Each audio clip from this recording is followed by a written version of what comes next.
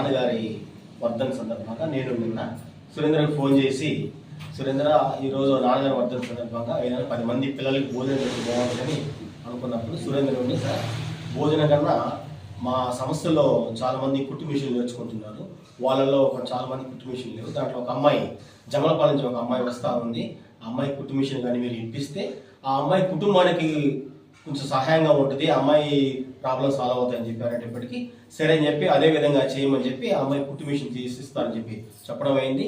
అదేవిధంగా దానికి సంబంధించి ఇవ్వడం అయిపోయింది. ఆ అమ్మాయి ఎప్పుడు ఇబ్బంది లేకుండా కుటుంబానికి అండగా ఉండాలని చెప్తూ అదేవిధంగా ఈరోజు సాయంత్రం కూడా పిల్లలకు భోజనం ఏర్పాటు చేయడం జరిగింది. ఆ విషయంలో మన సురేంద్ర నాకు సపోర్ట్ చేయడం వల్ల నేను సహకారం చేస్తున్నాను. నేడు కావలి పట్టణంలో ప్రధానంగా మహిళలకు జీవనోపాధి కల్పించాలి, మహిళా సాధికారికత సాధించాలి, జీవన ప్రమాణాన్ని మెరుగుపరచాలి అనేటువంటి మంచి లక్ష్యంతో సంయుక్త సేవా సంస్థ అధ్యక్షుడు శ్రీ గంగపట్నం సురేంద్ర గారి నాయకత్వంలో ఈ సంస్థ అనేక రకమైనటువంటి ఇబ్బందులు పడేటువంటి నిర్భాగ్యులకు, ఆశాజనవర్తులకు, ఆర్తులకు, విద్యార్థులకు, వాళ్ళు వీళ్ళని కాదు ఎవరికైతే అవసరం ఉందో వాళ్లకు తగినట్టు సహాయ సహకారం అందించి వాళ్ళ కంటిలో వెలుగులు చూడాలి, వాళ్ళ జీవన ప్రమాణం మెరుగుపడాలి, తినడానికి తిండి, బట్ట, నివాసం కల్పించాలి, అనారోగ్యవంతులకు స్వస్థత చేకూర్చే దానిలో భాగంగా డాక్టర్స్ చూపించి మంచి వైద్య చికిత్స అందించాలి అనే మంచి లక్ష్యంతో ఈ సంస్థ ముందుకు వెళ్తున్నది. అందువల్లనే కావలి పట్టణమే కాకుండా దేశ విదేశాల్లో ఎన్నో సంస్థలు ఉంటాయి, కానీ నీతి నిజాయితీకి నిక్కచ్చిగా ఉండే సంస్థ ఏదని ఎదిగినప్పుడు సంయుక్త సేవా సంస్థ కావలి ఎవరు సార్? గంగపట్నం సురేందర్ గారి నాయకత్వంలో విరాజిల్లేటువంటి సంయుక్త సేవా సంస్థ పేరును విని ఈరోజు మన రామూర్తి గారు వాళ్ళ నాన్నగారు ఆల్ముఖం గారి యొక్క జ్ఞాపకార్థముగా ఒక మంచి ఉపకారం చేయాలి, మా నాన్న పేరు నిలబడాలి, నాన్న నాకు నడత నేర్పించి విద్యాబుద్ధి చెప్పించాడు కదా, నేను ఇవాళ సంపాదన అయ్యాను కదా, భార్యా పిల్లకాయలు ఏర్పడ్డాను కదా, మా నాన్నకి నేనేం చేశాను, నాన్న కోసం అనే మంచి లక్ష్యంతో నాన్న జ్ఞాపకార్థంగా నాన్న పేరు నిలబడాలి అనే మంచి లక్ష్యంతో ఇవాళ ఎవరికైతే అవసరం ఉందో, అవసరార్థున్నారో స్వయం జీవనోపాధి కొరకు సుప్రజ అనేటువంటి విద్యార్థి సంయుక్త సేవా సంస్థలో పనిచేసేటువంటి కుట్టు నేర్చుకుంటున్నది. ఈ కుట్టు మిషన్ నేర్చుకుంటూ తన కాళ్ళ మీద నిలబడి జీవనోపాధి సంపాదించుకోవాలనే మంచి లక్ష్యంతో సురేంద్ర తెలియజేయడంగానే మాస్టర్ గారి దగ్గరికి వచ్చేసి నాన్న జ్ఞాపకార్థముగా ఈ కుట్టు మిషన్ ఈరోజు సంయుక్త సేవా సంస్థ ద్వారా సుప్రజ అనే అమ్మాయికి వితరణ చేయడం జరిగింది. దీంట్లో భాగంగా ఇంకా దాతలు ముందుకొచ్చి సంయుక్త సేవా సంస్థలో పనిచేసేటువంటి విద్య నేర్చుకునేటువంటి కుట్టు మిషన్ నేర్చుకునే విద్యార్థులకు అందరికీ కూడా తగినటువంటి సహాయ సహకారం అందించాలి.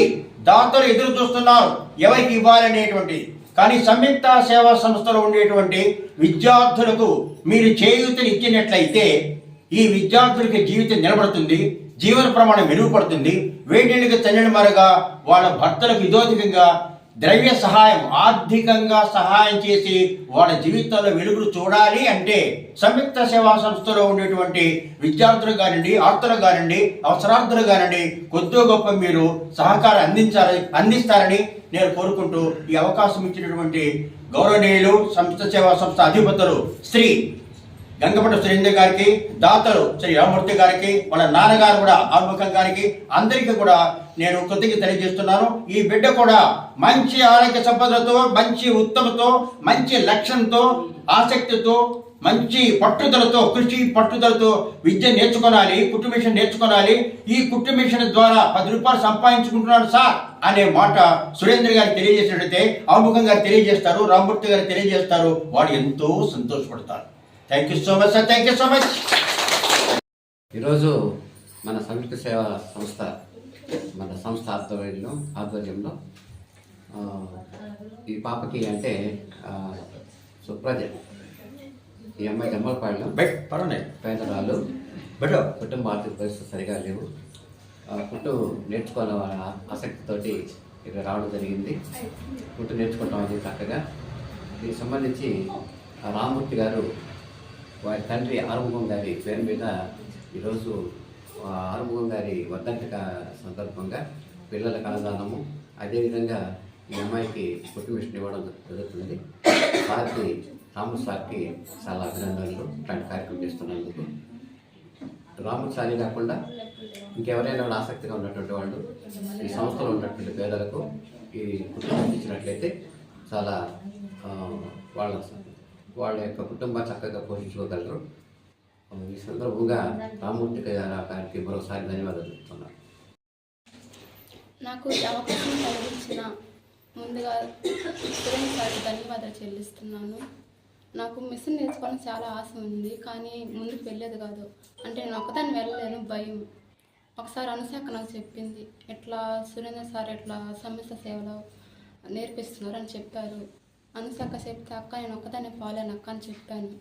చెప్తే నేను వస్తాలేదు ఇద్దరం పోదాం అని చెప్పానింది. ఇంక సరే అని చెప్పి ఇంక ఇద్దరం అలాగే వచ్చాము. ఇంకా అట్లా మా ఊర్లో అట్లాగే వచ్చారు. తర్వాత ఇంక ఈ మిషన్ నేను నేర్చుకుంటాను, నాకు రాదని చాలా టెన్షన్ ఉండింది. అంటే ఏమైనా తిడతారేమో అట్లా భయపడితే అట్లా ఉండేది. ఇంకా మేడం చూసి కూడా భయపడే ఫస్ట్, అంటే ఏమైనా అంటదేమో అనుకుంటా భయపడతాను. కానీ అలా లేదు, బాగా మళ్ళీ కలిసిపోతూ నేర్పిస్తూ ప్రేమగా మాట్లాడుతూ అలాగే ఉంది. మమ్మల్ని ఒక చిన్నపిల్లలా చూసుకుంటూ నడిపించుకోవాలని వస్తుంది. అసలు నా జీవితంలో నేను మిషన్ తీసుకుంటున్నాను అనుకోలేదు.